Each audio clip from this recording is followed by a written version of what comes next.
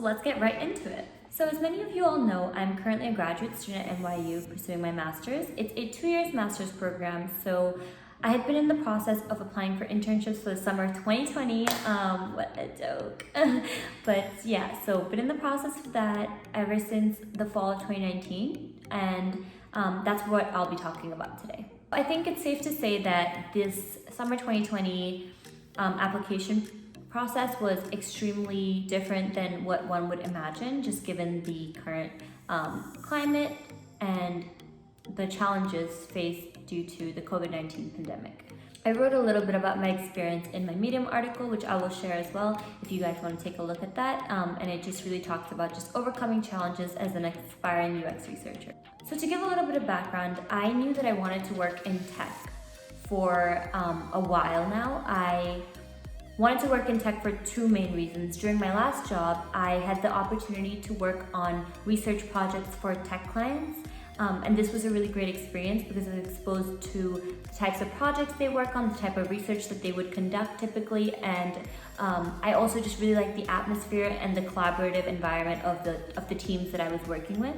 The second reason that I want to work in tech is that I've gained a lot of exposure to information systems and database technologies through my STEM masters, and this has really led me to want to work in an environment where I can utilize that knowledge and the skills that come with it. The more I learned about UX research, the more I felt that this would be the right career path for me given my previous experience in market research and a little bit of consulting. So really, being able to speak to clients and work in collaborative teams. It seemed like this was the right environment to me, and so I decided to really focus on those applications for a summer internship. There's multiple different definitions that can be used to define user research, but I think that this one really captures it pretty well.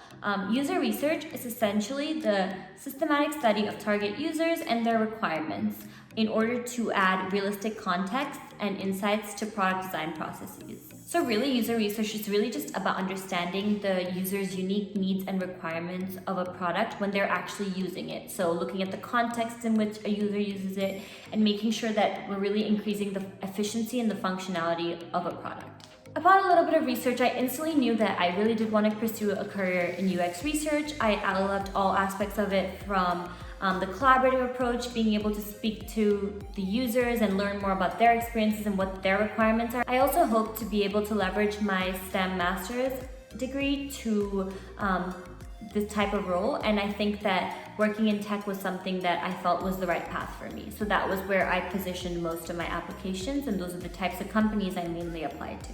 So with all of this established, I started to put together my resume and started applying to internship positions in October of 2019. Pretty early on, I realized that I would really need to expand on my UX skills and capabilities in order to position myself as a stronger candidate for certain roles. So this led me to sign up for the UX design course at General Assembly that started in January 2020 until March 2020. So the application processes, that was extremely intense. I applied to definitely over 100 internships. I'll add my little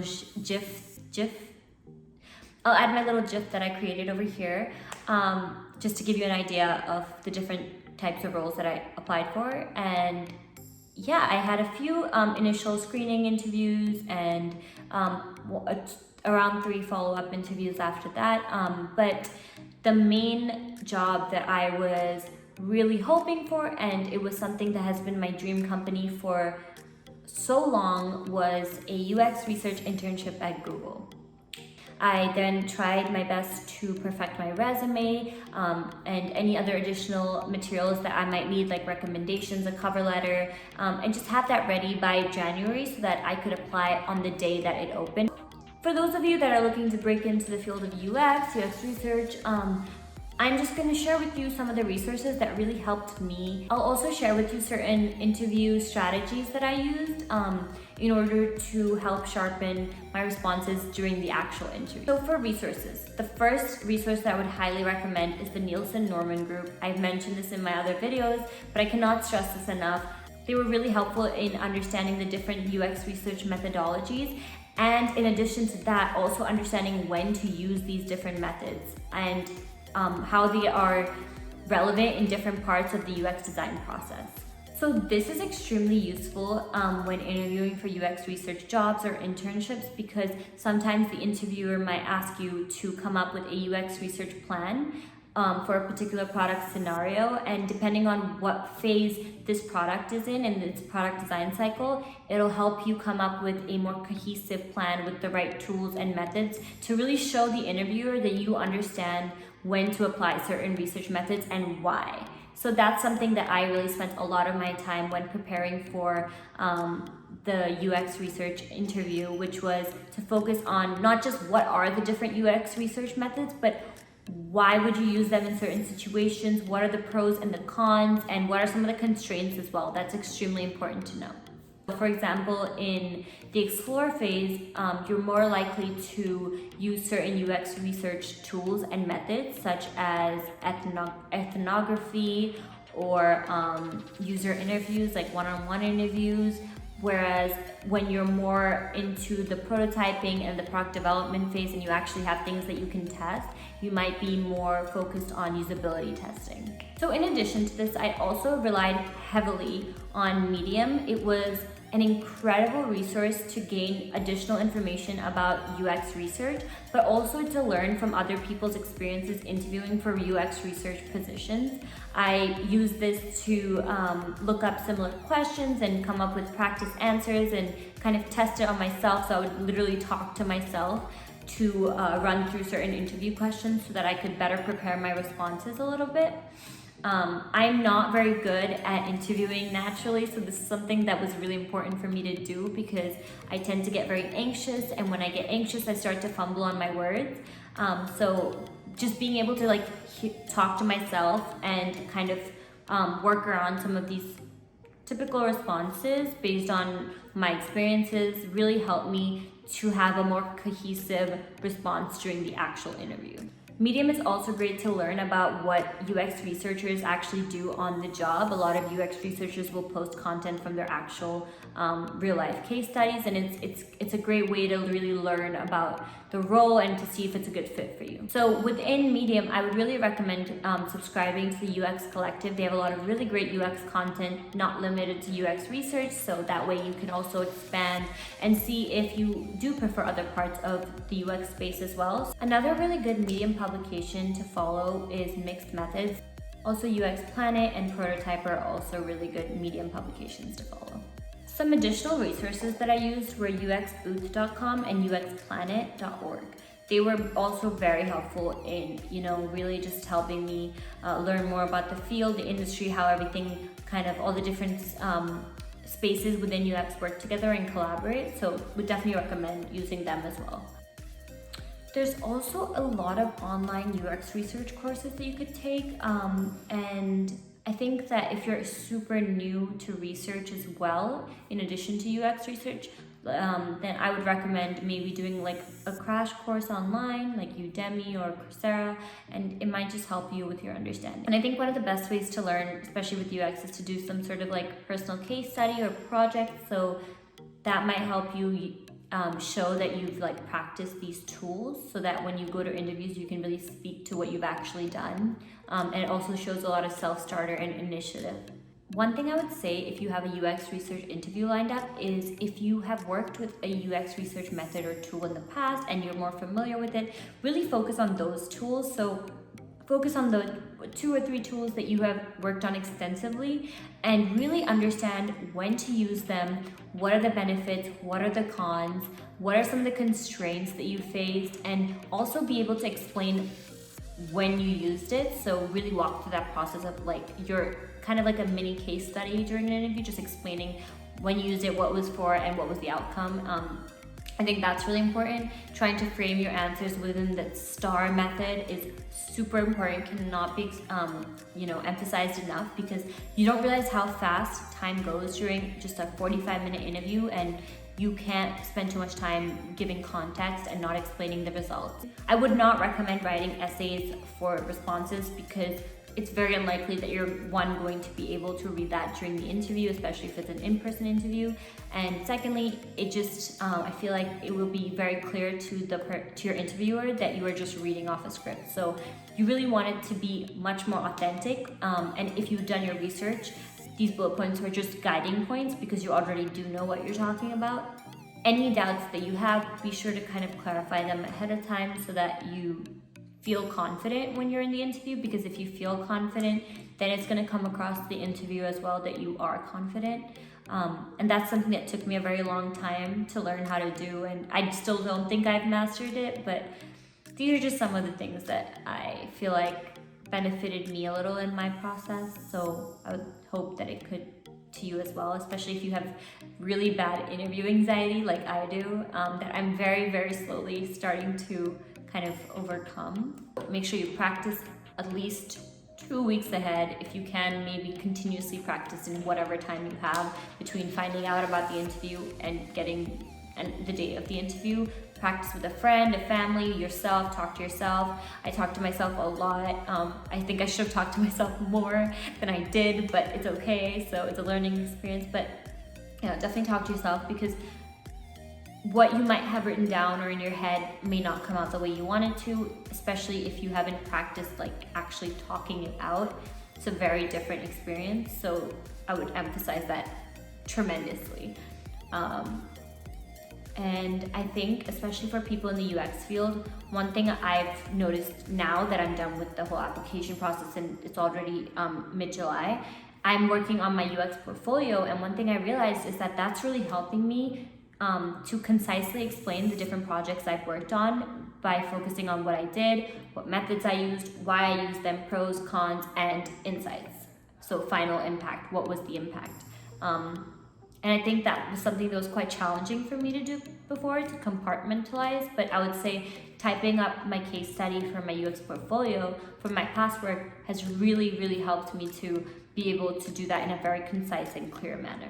One thing that I would really recommend is using LinkedIn's resources as well. They have a interview help section where they'll actually walk you through ideal responses to very typical interview questions, such as tell me about yourself, why do you think you're a good fit for this role, tell us about your past experience and how it's relevant. Really, introductory, like general questions that if you could just, know how to best frame those and how to apply your past experiences to the job requirements, it would really position yourself better in the interview. There's also a lot of Slack channels that I would recommend joining, because I think that in order to break into the UX space, it's extremely important that you network with industry professionals, and that's something I've been really trying to do, because I think it's really valuable, and you would be able to build relationships with people that could potentially become your future colleagues, or just, even friends within the UX space. So there's a lot of different Slack channels that you can join, and I'll put them up here so that you can take a look and decide if that's something you'd be interested in for networking. And sometimes people post job opportunities. I know that people use LinkedIn for that, but there's also different ways that you can network. One more social media platform that I would recommend using is a Facebook group called UX Research Collective. It's something that I'm a part of, and it's a really great group with a bunch of really supportive UX researchers or aspiring UX researchers. And a lot of the posts get a lot of comments and feedback, and people are very active in the group, which is something that I really like, so would definitely recommend that as well. And if you are interested in UX design specifically, there's a lot of other Facebook groups, so just leave a comment down below and let me know, and I will let you know what those groups are as well, so that you could join them. I also used Kevin Liang's YouTube channel a lot when I was learning more about UX research to build a better foundational understanding. So if that's something that you feel like is easier for you to digest, so watching videos versus reading, that's something that I did. So I would, when I was having dinner or lunch, instead of watching a show, I would just tune into YouTube and watch Kevin Liang's UX research videos to better educate myself. So that's something I would really recommend as well. And if I can, I will link it here or down below. If you don't know about him, he's amazing. Really inspired me to start my own UX channel, so definitely check him out. Better organize myself and all of my different notes from all these various sources. I created a Google Drive folder, which I just put, different sources, and I added in all of my notes. So for example, what is UX research was its own folder, tools and techniques and when to use them was another folder. I tried to be really as organized as I could. I also really wanted to focus on like the different methods and the pros and the cons, and really just fully grasping that. And obviously with UX research, there's a statistical part of it. So that's very important to know, especially when working with large quantitative survey data. You really need to know what you're talking about, and you need to understand things like a p-value and what sample size to use, and how to weight data. So all of those things had its own, little mini folder, and it really helped me organize my thoughts, because it was definitely overwhelming when you're preparing for an interview, like especially a technical interview, because you never know what you're gonna get asked, so you really want to be over prepared. So that's what I did, and it made me just feel more organized and comfortable. So if I ever just was thinking about something and had a doubt, I knew exactly where to look. So I would say definitely organize your thoughts as much as you can. If you're a visual learner, images, for me, I definitely like to type up or write my notes. It's how I learn. So it takes a little bit longer, but I try to budget for that time because it's extremely valuable for me. Another thing that I did that really helped me is that I really tried to network a lot with industry professionals. So I spoke to a lot of different UX researchers that worked at multiple different tech companies, including some people that I knew from Facebook, Google, Lyft, really just trying to gauge kind of what their day-to-day looked like as a UX researcher, so I could gain an even deeper understanding, and also just asking them the best ways to prepare, and how to come across as my most authentic self without trying too hard, because as I mentioned before, I get very nervous when interviewing, so that's something I was really trying to be conscious about. And I think that's why I tried to over prepare, so that I would focus more on just answering the question and having a dialogue than overthinking and just stumbling on my own words. So I would definitely recommend, if you have the time, to network with industry professionals that either are doing the same exact role as you or something similar in an industry that you hope to get into, whether that's through LinkedIn, personal connections. Try to leverage as much as you can. I think the biggest thing for me was reaching out and asking for help, because that's something I've always felt uncomfortable doing, because I didn't want people to feel like I was overstepping a boundary. But one thing I've realized with my past experience is that people are genuinely more likely to help when they know how to help you. So just go out, if you are going to reach out to people, make sure you have a clear goal and what you really want help with, because then they can also utilize their time in the best way to help you. So for example, for me, after taking the UX design course, I actually ended up working on other UX design tools. So I've learned Sketch, Figma, InVision, Adobe XD, and I've been working on a lot of projects this summer to even sharpen those skills, because while I absolutely love UX research, I think that UX design is also something that I would potentially look into getting into in the future, but it's also just a great skill to have. Finally, the last thing I would say is definitely an hour before your interview, just relax and go for a walk, get a coffee or some tea, and just, really just take a step back, because you've done all the work and you don't want to go into the interview frazzled. For me, starting off an interview strong is something that's really important. It really sets the tone for the rest of the interview. So definitely focus on just being yourself. So that's the end of my video. I hope you all found this useful. I will be adding all my resource links in the description below for you to take a look at, and I'll make sure that I add in even the articles. I hope you found it useful. If you did, please like this video and subscribe to my channel, because I'll be making more UX content. And yeah, I just really hope that this was helpful. If you have any additional questions about how I prepared for my UX research interviews, specifically my Google interview, please let me know, and I'll be happy to answer any other questions. I wanted to keep this general so that it's applicable to people applying to UX research jobs or internships across all industries. But please feel free to let me know if you have any other questions, and have a great rest of your week.